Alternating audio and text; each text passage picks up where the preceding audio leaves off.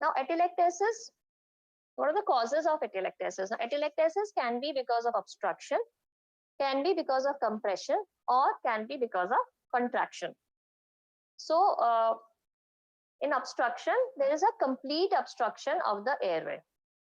Now, because of this complete obstruction of the airway, the resorption of oxygen and the oxygen gets resorbed and there is collapse of the alveoli.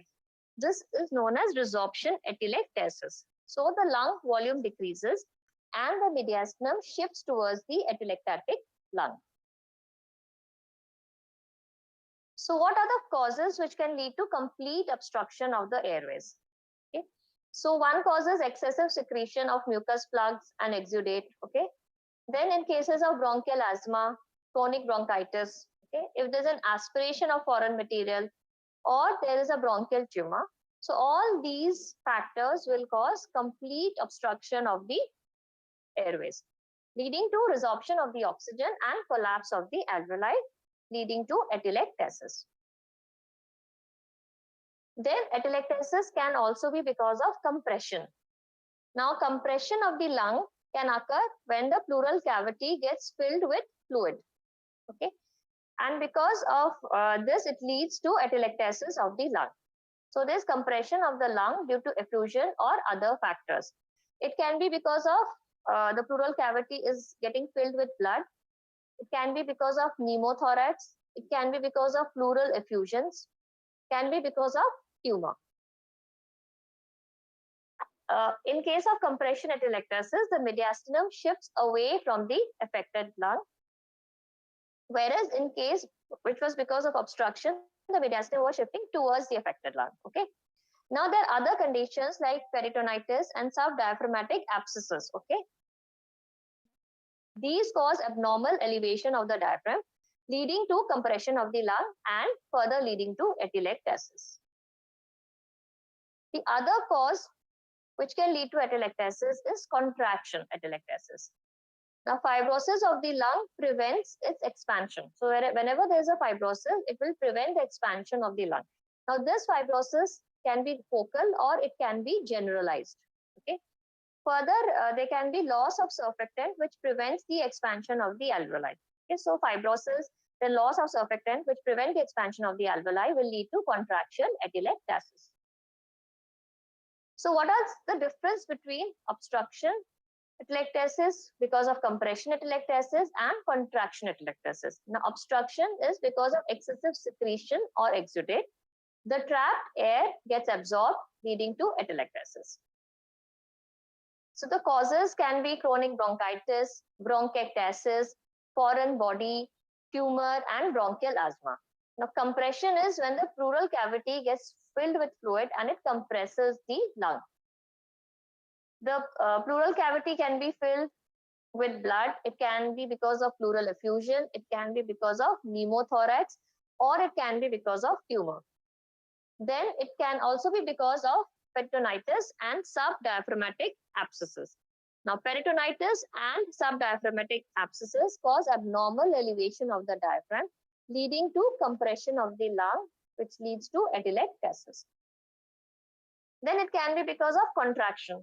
Fibrosis of the lung prevents the expansion, and there can loss of surfactant can also lead to which can also prevent the expansion of the alveoli. Okay, so all these fibrosis and loss of surfactant can lead to contraction, leading to atelectasis. So this is showing resorption. So whenever there's an obstruction because of bronchiectasis, foreign body, or tumor, the absorbed air or the trapped air gets absorbed, leading to atelectasis. The pleural cavity gets filled with either with blood, can be pneumothorax or pleural effusion, and it compresses on the surrounding lungs. This is compression atelectasis. Okay. Then it is contraction atelectasis, in which there is fibrosis of the lung. It can be localized or it can be diffused. Okay. And there will also be loss of surfactant, which leads to contraction type of atelectasis.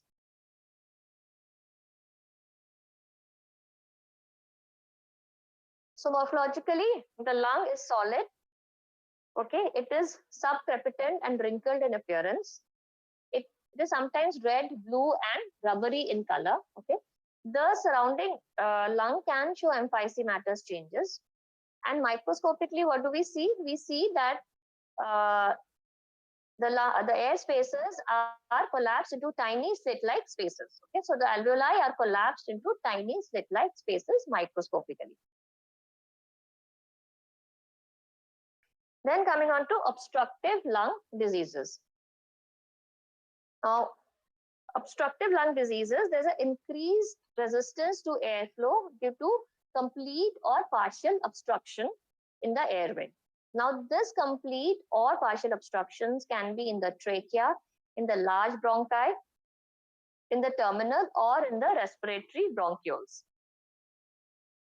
The pulmonary function test will show decreased maximum airflow rates during forced expiration. Now, obstructive lung disorders have been categorized as into emphysema, chronic bronchitis, asthma, and bronchiectasis. Okay. So first we'll be discussing bronchiectasis. So what do you understand by bronchiectasis? It is a permanent dilatation of the bronchi as a result of destruction of the muscular and the elastic tissue. So basically, there's a chronic necrotizing infection. So because of infection, there is damage to the muscular and the elastic tissue, which results in dilatation of permanent, irreversible dilatation of these bronchi. So this is known as bronchiectasis. Now, what is the pathogenesis? Pathogenesis depends upon multiple factors. Now, these multiple factors can be multiple acquired factors. Some can be congenital factors or genetic factors. First is obstruction. Now, obstruction like tumor, foreign body, mucus plug, or lymphadenopathy will lead to bronchiectasis and in older people, bronchogenic carcinomas can also lead to bronchiectasis. Now, due to obstruction, the secretions cannot drain and they accumulate at the site of the obstruction. The stagnant and the accumulated secretions lead to bacterial growth and inflammation, which damages and weakens the bronchi, eventually leading to dilatation of the bronchus.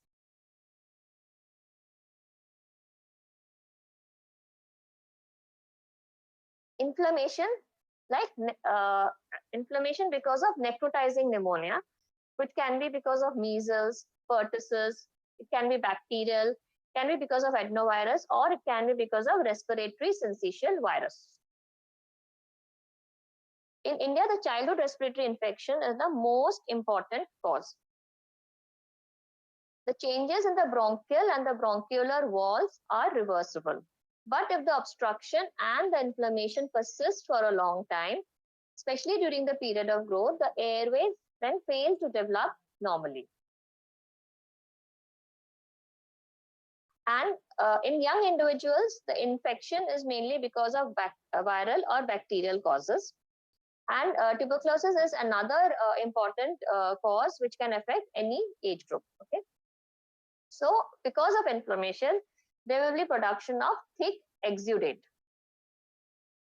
And there will be scarring leading to obstruction of the bronchi, which further aggravates the inflammation, ultimately leading to destruction and weakening of the bronchial wall, resulting in bronchiectasis. So whatever the cause, the main cause of bronchiectasis is obstruction and inflammation. Now, both these factors, obstruction as well as inflammation, are needed for bronchiectasis. And any one can be the starting point. When there's an obstruction or there's a loss of normal clearing mechanism, there is pooling of the secretions. Because of these stagnant secretion, there will be superadded inflammation. And because of this pooling of secretions and inflammation, there will be weakening of the bronchial wall.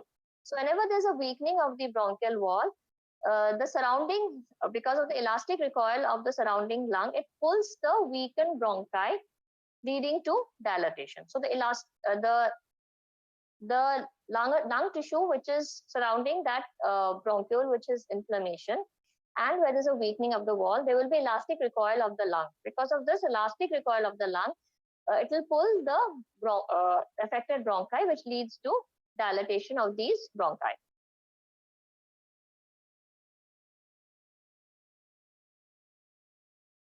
So whenever there's a bronchial obstruction, because of bronchial obstruction can be because of tumor, it can be because of a mucus plug, it can be because of foreign body, there will be inflammation and weakening of the bronchial wall.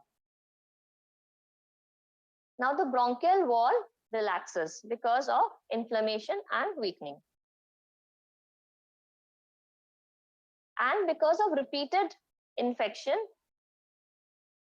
there will be further weakening of the bronchial wall.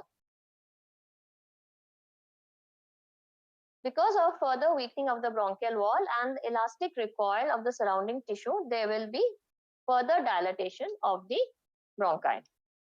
So there will be extensive damage to the bronchial and the bronchiolar wall. So this damage becomes irreversible, leading to bronchiectasis. So this is a vicious cycle. So there will be mucus incipation, retention, and plugging. It can be because of impaired mucociliary clearance, okay? Then because of infections by bacterial, adenoviruses, respiratory syncytial viruses, okay? So all these leading to chronic inflammation will lead to increased exacerbation, and there will be accumulations of secretions, there will be inflammation, and there will be changes in the pulmonary physiology. And inflammation will be because of neutrophil mediated inflammation and because of neutrophil derived proteases. As a result, there will be loss of cilia, there will be a loss of mucociliary function, there will be destruction of the bronchial walls and mucus retention, which results in structural bronchiectasis. Okay? And this is a vicious, the cycle keeps on going, is a vicious cycle.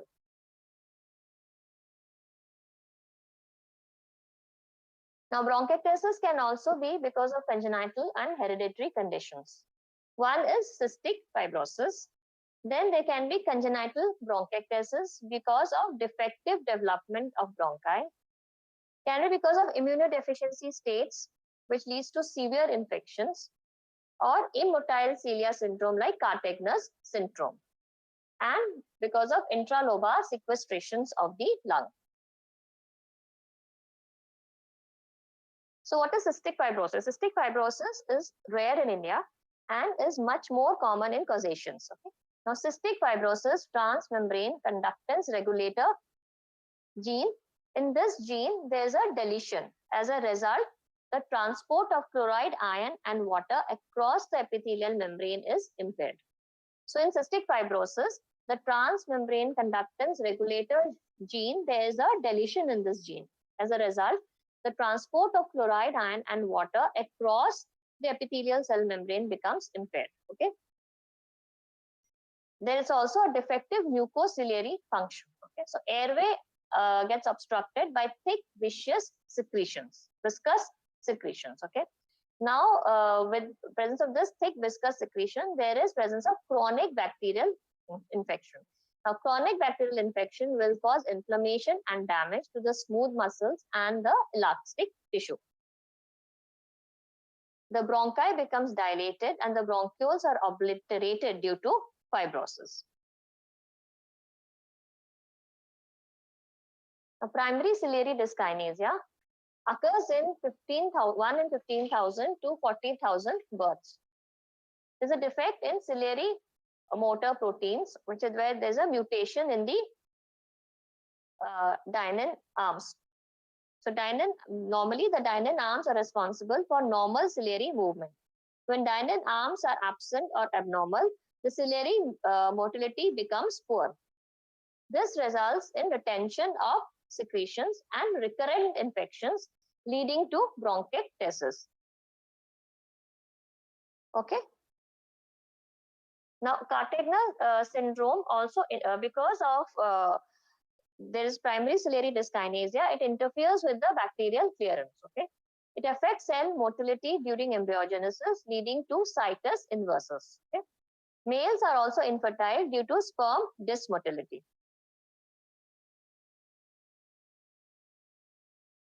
So morphologically, what do we see? That generally this bronchiectasis occurs in the lower lobe and it is generally bilateral. So it is diffusely bilateral. Sometimes single lobe involvement may also be there. Single segment involvement generally occurs in obstructive etiology. So the airways are generally dilated 4 times the normal size. Grossly, the lung appears smaller in size. The cut surface of the lung shows numerous cystically dilated bronchi, which gives it a honeycomb appearance.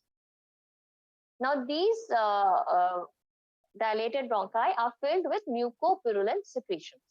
Now, these dilated bronchi can sometimes be long tube-like dilatation, which is known as a cylindroid bronchiectasis.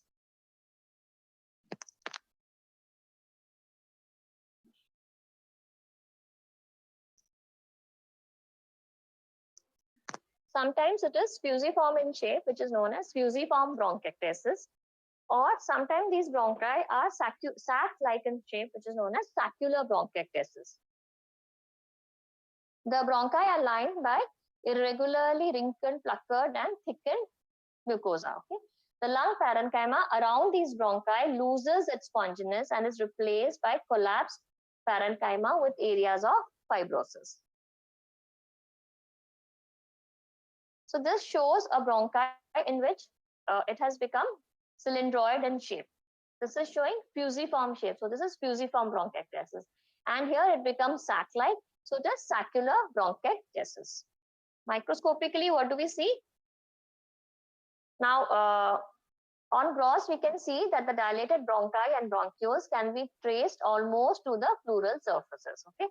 In a normal lung, the bronchioles cannot be followed beyond 2 to 3 centimeters from the pleural surface. But in bronchiectasis, it can be traced almost up to the pleural surface. So you can see here that these are the bronchioles which are dilated, and normally the bronchioles cannot be traced up to the pleural surface. So if this is the pleural surface, the bronchioles cannot be traced right up to the pleural surface. So they will be 2 to 3 centimeters away from the pleural surface. In bronchiectasis, these dilated bronchioles can be traced up to the pleural surface. Here you can see these are the dilated bronchioles and they can be traced right up to the pleural surface. So microscopically, what do we see? We see that there is severe acute or chronic inflammation of the bronchi and the bronchioles, and sometimes the infection is so severe that it causes total destruction of the walls. There can be extensive ulceration and abscess formation. In chronic cases, there will be fibrosis in the bronchial and the bronchiolar walls. Okay, so there will be the lining will show extensive areas of necrotizing ulceration. There will be fibrosis in the bronchial wall and the peribronchial areas, leading to subtotal or total obliteration of the wall.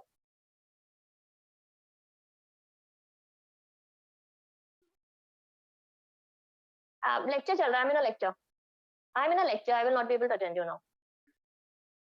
So there will be pseudo-stratification of the columnar cells. The pseudo-stratified columnar cells can undergo squamous metaplasia. Okay. Apart from that, there will be infection by staphylococci and streptococci or Haemophilus influenza infection or Pseudomonas aeruginosa infection. Okay. Sometimes there is also allergic bronchopulmonary aspergillosis, which can be noted in bronchiectasis. Now, what is this allergic bronchopulmonary aspergillosis? It is a hypersensitivity reaction to Aspergillus fumigatus. It occurs in asthma and in cystic fibrosis. There is proximal bronchiectasis and there is fibrotic lung tissue.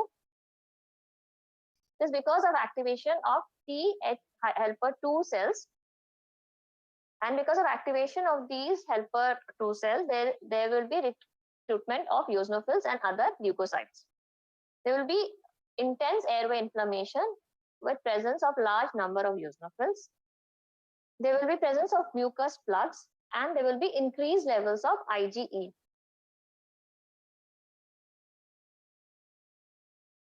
So this is a normal bronchus in which you can see this is a normal air passageway. In bronchiectasis, there will be the wall will become narrowed. The wall will become narrowed, okay, and there will be destruction of the epithelium, destruction of the bronchial wall, leading to bronchiectasis. So this, you can see, this is a normal bronchus. In bronchiectasis, what do we see? There will be destruction of cartilage and there will be fibrosis. There will be mucosal and mucous gland hyperplasia. There will be large number of inflammatory cells, and within the lumen, there will be increased mucus and exudates. So this is a microscopic picture what we see in bronchiectasis. So in bronchiectasis, there is acute and chronic inflammation of the bronchi and the bronchioles, which will cause destruction of the bronchial walls, and sometimes there will be formation of an abscess. So this is the bronchiole, which is lined by the pseudostratified ciliated epithelium, and there is a lot of inflammation in the bronchial walls. These are the dilated air spaces, bronchi, which we can see. So clinically, the patient has persistent paroxysmal cough. They can have foul swelling expectorations. They can present with bloody sputum. There will be severe dyspnea and orthopnea. The patient can have febrile episodes. There will be cyanosis, dyspnea. They can be cor pulmonale. They can also be brain abscesses and amyloidosis. So what are the complications? Complications can be because of lung abscess, can lead to pulmonary fibrosis called cor pulmonale. The infection can spread to the brain, leading to brain abscess, and long-standing infections can lead to amyloidosis. Now, bronchial asthma. Now, bronchial asthma is defined as a chronic inflammatory disease of the airways caused by increased responsiveness of the tracheobronchial tree to a variety of stimuli, and characterized by episodic airway obstruction due to narrowing of the air passage, which is relieved spontaneously or by therapy.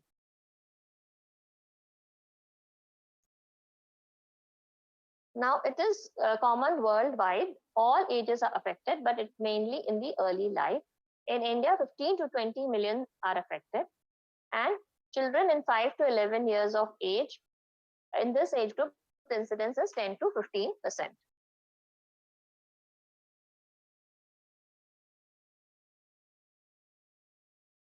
So bronchial asthma can be caused can be divided into two major categories. It can be extrinsic asthma because of allergic asthma, which can be because of atopic, or it can be, first, bronchial asthma can be extrinsic asthma, or it can be intrinsic, which is idiosyncratic. So extrinsic can be because of atopic asthma,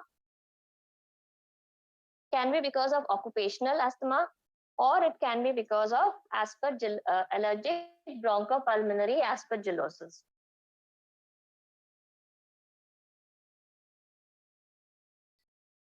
And it is caused by type 1 hypersensitivity.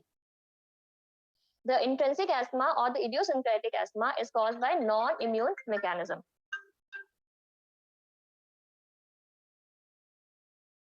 So what is the pathogenesis of allergic or atopic asthma? Now, the main mechanism of atopic asthma is a genetic predisposition to type 1 hypersensitivity, and exposure to environmental agents trigger this hypersensitivity reaction. Now, the agents which trigger this hypersensitivity reactions can be pollen, can be food, can be dust, can be animal danders, and fecal pellets. Now, this is atopic asthma is associated with a strong family history of asthma, eczema, and hay fever. The genes which are involved in asthma can be interleukin 3 gene. This is associated with asthma and other allergic diseases. Now, this interleukin 3 gene is situated in an area where other cytokine gene is clustered, like CD14 and interleukin 4. Now, CD14 gene is associated with reduced levels of IgE and is protective for asthma. Now, interleukin 4 receptor gene increases the IgG level and is associated with atopy. ADAM33 is associated with bronchial hyperreactivity and fibrosis. Now, these genes make T lymphocytes hyperreactive on exposure to the allergens and the type 1 IgE mediated, leading to type 1 IgE mediated hypersensitivity. Now, these sensitized T lymphocytes, that is the T helper cells, secrete cytokines. Now, the T lymphocytes, Th2, are hyperreactive on exposure to allergens. And type 1 IgE mediated hypersensitivity is induced. Now, these T lymphocyte Th2 cells secrete interleukin, various type of cytokines like interleukin 4, interleukin 5, and interleukin 13. Now, interleukin 4 stimulates the B cells to produce IgE antibodies. Interleukin 5 activates the eosinophils, and interleukin 13 stimulates the B cells to produce IgE. And it also stimulates the bronchial mucus glands to produce mucus secretions. So thus these cytokines mainly stimulate the production of IgE antibodies by B lymphocytes. The IgE produced by B lymphocyte coats the mast cells present in the submucosa. So what does these do? Interleukin 4, interleukin 5, and interleukin 13, they stimulate the B cells.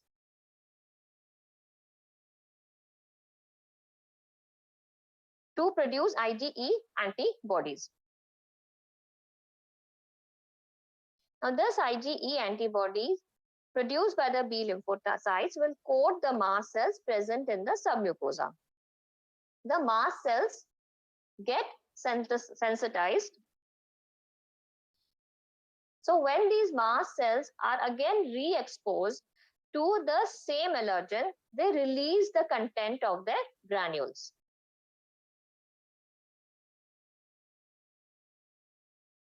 So, they release various cytokines and mediators. And the bronchial epithelial cells and the platelets also produce various mediators. So the mast cells, once they release their granules, they produce various cytokines and mediators, and they also stimulate the bronchial cells and the platelets to produce other mediators.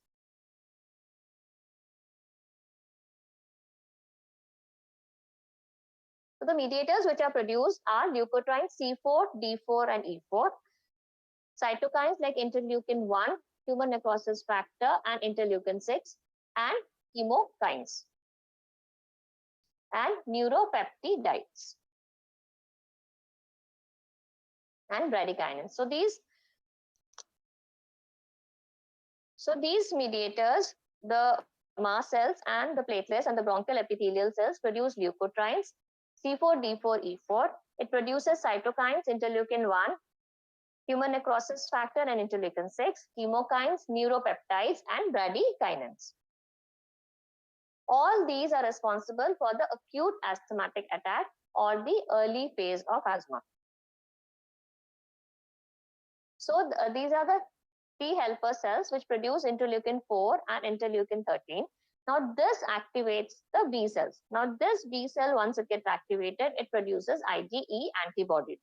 Now this IgE antibodies coats the mast cells and it causes the mast cell activation and release of the mediators of the mast cells like histamines, leukotrienes, and cytokines. Okay. Now, once these mast cells first they get sensitized, and once these mast cells are again re-exposed to the allergens, virus, cold or irritants, they get activated and they release their contents. Okay. Now these will cause bronchospasm, edema, and airway obstruction. And it will also lead to chronic inflammation and tissue remodeling. So the leukotrienes C4, D4, and E4, which are released, will cause prolonged bronchoconstriction, increased vascular permeability, and increased mucus secretions. Acetylcholine, which is released, will cause bronchial muscle constriction. Histamine is a bronchoconstrictor and causes tachypnea and dyspnea. Prostaglandin D2 causes bronchoconstriction and vasodilatation, and platelet activating factor will cause aggregation of platelets, release of histamine and serotonin from the granules. Cytokines like interleukin-1, tumor necrosis factor, and interleukin-6, they are produced by the epithelial cells, and they help to recruit further leukocytes. Chemokines are produced by the mast cells and the epithelial mast cells, and the epithelial cells produce eotaxin, which is a chemotactic agent and is an activator of eosinophils. The other mediators which are produced are neuropeptides, bradykinin, and endothelins. These multiple mediators which are released lead to type 1 hypersensitivity reaction, which leads to acute asthmatic attack or the early phase of the attack. Now, this early phase is clinically manifested as severe bronchoconstriction, excessive mucus production and mucus plugging, vasodilatation, and increased vascular permeability. So, all these mediators which are produced by the mast cells and by the bronchial epithelial cells and the platelets are responsible for the acute asthma attack or the early phase. Okay. Now, this early phase is manifested by severe bronchoconstriction, excessive mucus production, mucus plugging of the bronchus, vasodilatation, and increased vascular permeability. So, this is a normal airway where there is no muscle tightening. This is a normal airway. But in asthma, there is the airway lining becomes swollen, there is mucus plugging, and there is smooth muscle hypertrophy. There will be hypertrophy of the submucous glands, and the bronchial epithelium will get ulcerated, and there will be fibrosis of the basement membrane. Now, the mast cells release other mediators which are chemotactic for eosinophils, neutrophils, lymphocytes, and monocytes.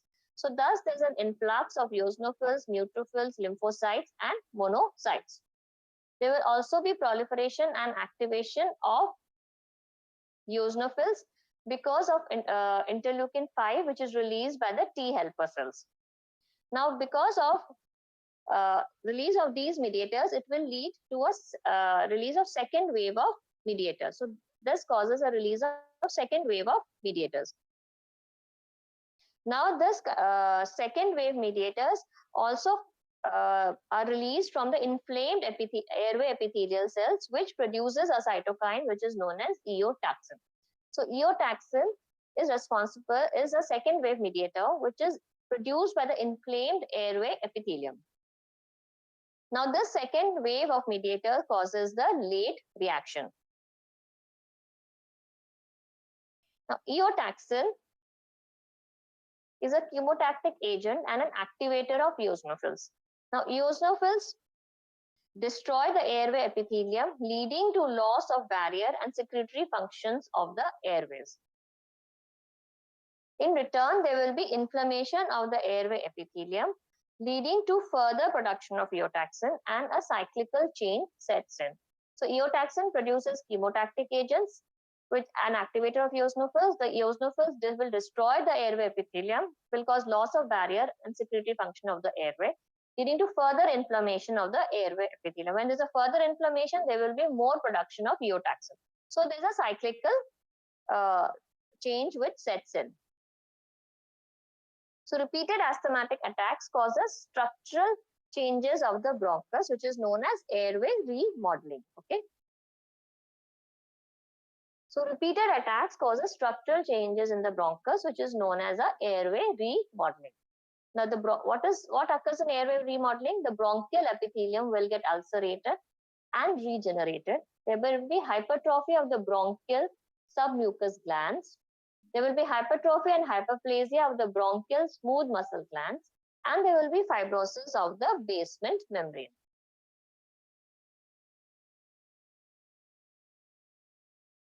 So this was the atopic asthma. Now there is non-atopic asthma, which is triggered by rhinovirus, parainfluenza virus, and environmental pollutants like SO2, ozone, nitric oxide. Now, non-atopic asthma is thought to occur when there is a lower threshold of the subepithelium to the subepithelial vagal receptors to the irritants. So the threshold of the subepithelial vagal receptors to irritant is lowered, which leads to hyperirritability of the bronchus. IgE levels are normal and there is no associated allergic manifestation.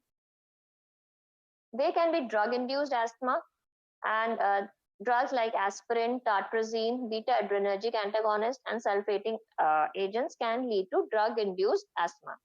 Now, these drugs act by inhibiting the cyclooxygenase pathway and arachidonic acid metabolism, but it does not affect the lipooxygenase pathway. So the lipooxygenase pathway produces bronchoconstrictors, leukotrienes, and these leukotrienes go unopposed, causing bronchoconstriction. So these drugs, it causes inhibition of the cyclooxygenase pathway, but the lipooxygenase pathway is not affected, and these lipooxygenase pathway produces bronchoconstrictors, which causes bronchoconstriction, and these are unopposed. Then occupational asthma, a variety of occupational exposure like animal handling, vegetable dust, wood dust can lead to asthma. Now these are, they suffer from IgE mediated asthma, that is type 1 hypersensitivity. There is direct liberation of bronchoconstrictor substance which occurs in organophosphorus insecticide poisoning. Exercise and emotional stress are common precipitating factors for asthma. There is increased body temperature induced by hyperemia. There will be engorgement of microvasculature in the bronchial wall, leading to obstruction. There will be no smooth muscle contraction. Psychological factors like emotional stress can also precipitate asthmatic attack, possibly by stimulating the vagal efferent nerve. Sometimes even endorphins can play a role. So morphologically, what do we see? That the lungs are over distended. They are filled with thick, tenacious, and adherent mucus, and small atelectatic patches may be noted. The bronchi and the bronchioles are filled with thick mucus. There will be desquamated bronchial epithelial cells. Bronchioles are plugged by the mucus. The plugged bronchioles as well as ducts of the subepithelium show mucus glands hypertrophy, and there will be presence of spiral-shaped Crushman. Spiral-shaped subepithelial. Now these not only plug the bronchioles but also the ducts of the subepithelial mucus gland. These are spiral-shaped and they are called as Crushman spirals. So the desquamated bronchial epithelial cells. Now these desquamated bronchial epithelial cells, they plug the bronchioles as well as the duct of the subepithelial mucus glands. Now these desquamated bronchial epithelial cells are spiral in shape and they are known as Crushman spirals.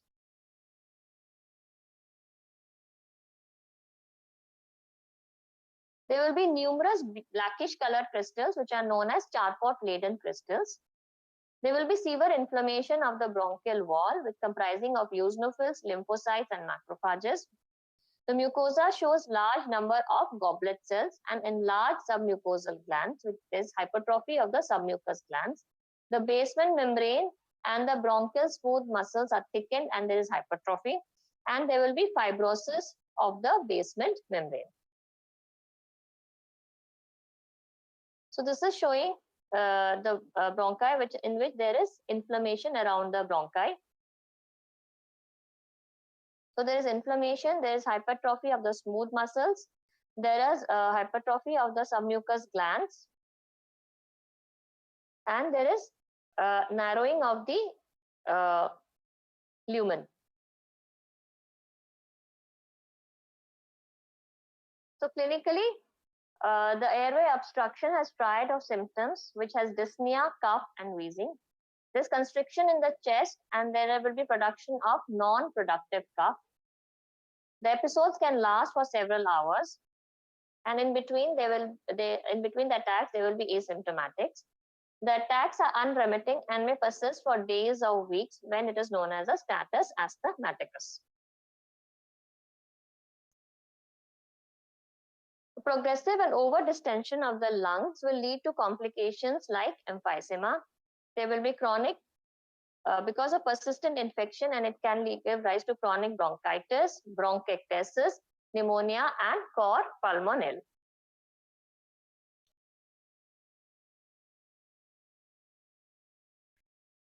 Now, obstructive lung disease, there's an increased resistance to airflow due to complete or partial obstruction. Now, this obstruction can be in the trachea, the large bronchi, terminal, and the respiratory bronchioles. The pulmonary function test shows a decreased maximal airflow rates during forced expiration. Now, as I've already discussed, this includes emphysema, chronic bronchitis, asthma, and bronchiectasis. So we have already discussed bronchiectasis and asthma. Now, bronchiectasis has been excluded from COPD by some authors. Other causes of chronic airflow obstruction like tumors, foreign body, and because of cystic fibrosis are also excluded from chronic obstructive pulmonary diseases. So these are a group of disorders which are characterized by decreased total lung capacity due to reduced expansion of the lung. So these are termed as restrictive diseases. So restrictive lung disease is characterized by a decrease in the total lung capacity due to reduced expansion of the lung. And this reduced expansion of the lung can be because of adult respiratory diseases, poliomyelitis, kyphoscoliosis, chronic interstitial and chronic interstitial and infiltrative diseases. So what is the difference between a restrictive lung disease and an obstructive lung disease? Obstructive lung disease is a complete or partial obstruction to airflow. In restrictive lung disease, there is reduced expansion of the lung. It can be at any level. There's a decreased inflow rates, that is reduced post expiratory volume at 1 second. The total lung capacity is reduced in a restrictive lung disease. Obstructive lung disease are generally caused by emphysema, chronic bronchitis, and asthma, whereas restrictive lung disease are caused by chest wall disorders like polio, kyphoscoliosis, and chronic interstitial diseases such as interstitial fibrosis and pneumoconiosis. Now, chronic bronchitis is cough with expectoration for at least 3 months in a year for 2 consecutive years. Now, etiopathogenesis is because of chronic irritation of the airway or infection of the airway. Now, chronic irritation is caused by a wide variety of pollutants. The most common pollutant is a tobacco smoke. Other pollutants which are responsible for chronic irritation are industrial smoke, automobile smoke, use of wood and cow dung, and smog pollution. So, tobacco smoke is an environmental pollutant. It causes chronic irritation of the airway. Because of chronic irritation, there will be hypertrophy of the submucosal glands in the trachea and the bronchi. There will be increase in number of goblet cells of the small bronchi and bronchioles, leading to hypersecretion of mucus, leading to reversible airway obstruction. Now, this can lead to repeated injury and leading to chronic bronchitis. Now, environmental pollutants also interferes with the ciliary action of the respiratory epithelium, and it damages the airway epithelium. So, the body is unable to clear the bacteria from the airways, leading to chronic bronchitis. So whatever may be the cause of irritation of the airway, there will be hypertrophy of submucous glands in the trachea, bronchi, along with severe increase in goblet cells in the small bronchi and the bronchioles, leading to hypersecretion of the mucus. This mucus causes reversible, initially it causes reversible blockage of the airways. Now, this tobacco and other pollutants also interferes with the ciliary action of the respiratory epithelium, and it damages the airway epithelium, and it is unable to clear the bacteria from the airways. So, chronic infection causes repeated injury and destruction of the airway, leading to chronic bronchitis. So, morphologically, there is a lymphocytic inflammation of the bronchi and the bronchioles. The mucous glands of the trachea will be hyperplasia. There will be the smaller airways like the bronchi and the bronchioles. There will be goblet cell metaplasia and hyperplasia. There will be hypersecretion of the mucus, which causes mucus plugs, and later on it will lead to fibrosis. The walls of these airway will show fibrosis because of severe inflammation and will obliterate the lumen, leading to bronchiolitis obliterans. Now, the mucous glands of the trachea and the bronchi enlarge due to hyperplasia. This increase can be assessed by the Reid's index. Now, Reid's index is the index of severity and duration of the disease. So, in Reid index, the ratio of thickness of the mucous gland and the thickness of the wall between the epithelium and the cartilage is measured. Now, normal Reid's index is 0.4, and it increases in chronic bronchitis.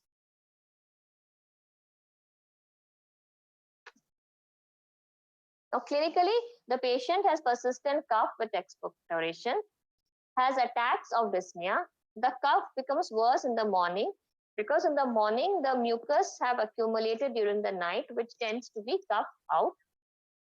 There will be hypercapnia, hypoxemia, and mild cyanosis. So they are known as blue bloaters. There will be wrong respiratory function, remains normal. Ultimately, dyspnea on exertion develops, leading to COPD. Now, emphysema, the last topic is emphysema. Now, emphysema is an abnormal permanent enlargement of the air spaces distal to the terminal bronchioles, that is respiratory bronchioles, alveolar duct and alveoli, with destruction of their walls, but without any fibrosis. Now, the main genesis of emphysema is destruction of the air spaces due to long-term exposure to airborne irritants. Now, the most common airborne irritants are tobacco smoke, air pollution like burning coal, wood, and animal dung burning lead to indoor air pollution, which is an important cause in a developing country. Then there can be occupational hazards, which can lead to long-term exposure like coal mining, welding fumes, silica dust, industrial chemicals, and fumes. So the destruction of the alveolar spaces is brought about by two main mechanisms. One is protease antiprotease imbalance, and the other is oxidant antioxidant imbalance. So what is protease antiprotease imbalance? The inflammatory cells accumulate because of chemokines like interleukin 8 and tumor necrosis factors, which are liberated by nicotine and reactive oxygen species from the tobacco smoke. The inflammatory cells, that is the neutrophils and the macrophages, releases proteases like neutrophil elastase, proteinases, cathepsins, macrophage elastase, and metalloproteinases. This causes lysis and destruction of the alveolar tissue. Protease and elastases are inhibited by alpha-1 antitrypsin. The normal blood level of alpha-1 antitrypsin is more than 25 gram per liter. Emphysema results when alpha-1 antitrypsin fails to inhibit this proteases. Now, this can happen in two ways. Either there is a genetic deficiency of alpha-1 antitrypsin, or there is a functional deficiency of alpha-1 antitrypsin. So genetic deficiency of alpha-1 antitrypsin is because of it is a co-dominant gene, MM, This alpha-1 antitrypsin is produced by a codominant gene MM. Now, this locus is extremely polymorphic and has many different phenotype is ZZ or SS. The concentration is very low. So less than 70 milligram per deciliter has a high risk of early lung infection. And pan-acinar emphysema develops early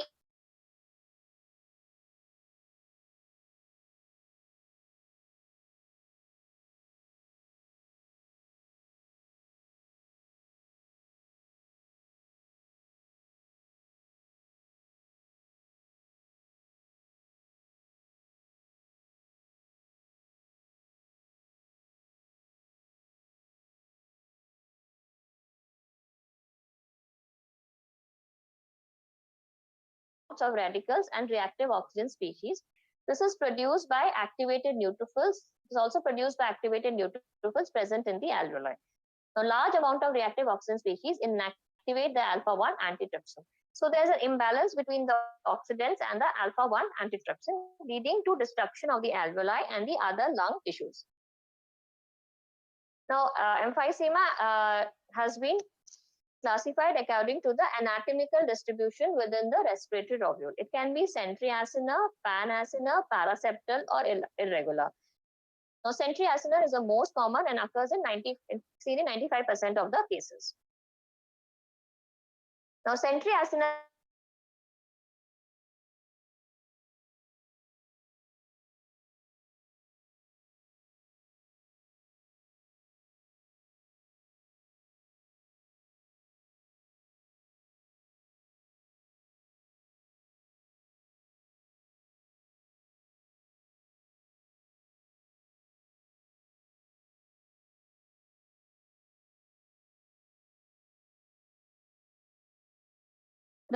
this is found by dilatation of the respiratory bronchioles and it present in center part, the centriacinar emphysema.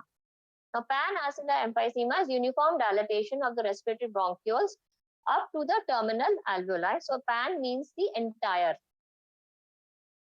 It is commonly associated with alpha-1 antitrypsin deficiency. The lower zones are commonly involved and there is destruction of the lung parenchyma, leading to a lacy network of only the supporting tissue, which is known as cotton candy lung. The lung is voluminous and hypercrepitant. Involved lobe appears bare.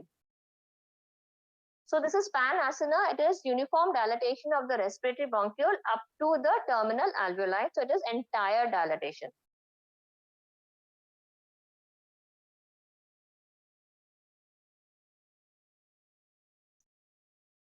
Paraseptal emphysema, distal part of the alveoli is involved. They appear adjacent to the lobar septa and the pleura. It is associated with fibrosis, scarring, and atelectasis. It is more common in the upper lobe of the lung. And there are multiple enlarged air spaces ranging from 0.5 centimeters to 2 centimeters. So this is the respiratory bronchiole and these are the distal part of the alveoli which is involved. So this is paraseptal emphysema.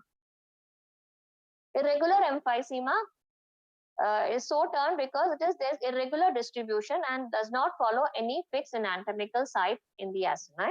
It is associated with scarring and generally appears as large apical blebs or bulla. The other types of emphysema are compensatory emphysema.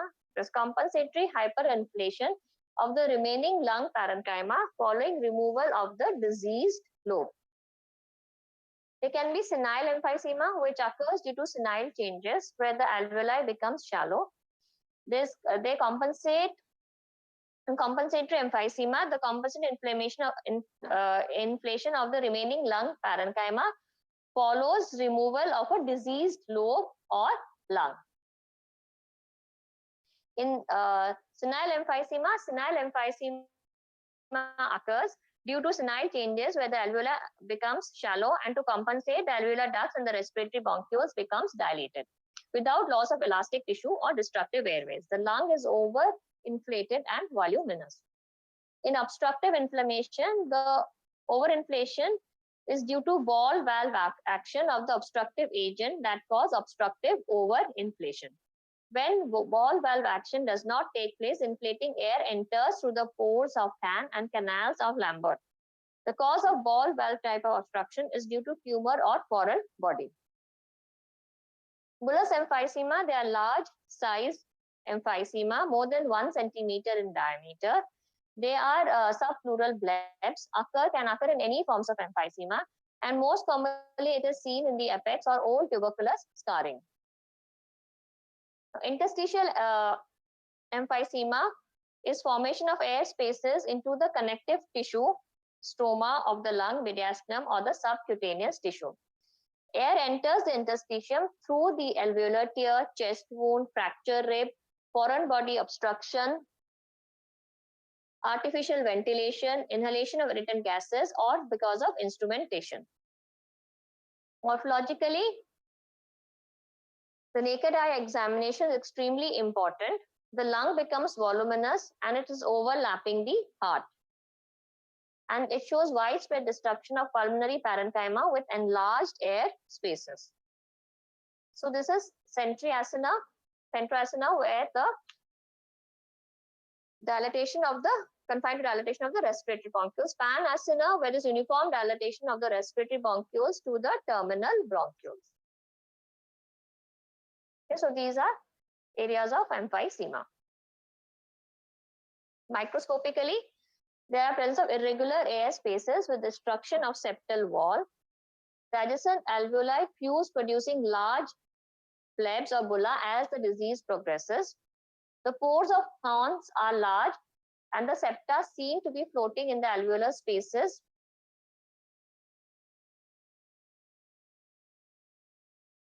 Then we can see prolonged vasoconstriction, which leads to changes in the pulmonary arterial hypertension. So these are areas of emphysema where the spaces are enlarged, okay, and there is destruction in the wall. These are the normal alveoli. Clinically, the patient has dyspnea, which is progressive and exertional. There is cough and wheezing. The patients have higher respiratory rate because of overventilation. Thus, they maintain well oxygenation and near normal hemoglobin saturation. In contrast to this, the chronic bronchitis cases with recurrent infection and abundant purulent sputum suffer from hypoxia. So, in emphysema, they are known as pink puffers. Whereas in chronic bronchitis, they are known as blue bloaters. The chest becomes barrel-shaped and the lung is overinflated. So what are the complications of emphysema? Complications of emphysema can be cor pulmonale or respiratory acidosis leading to coma. Any questions?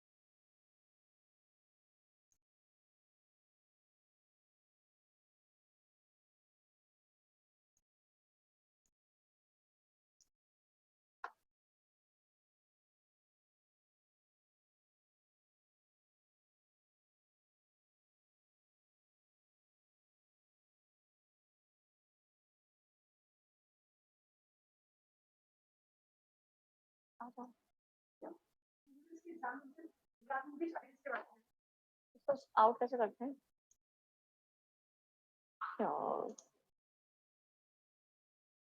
बंद कैसे करते हैं इसको?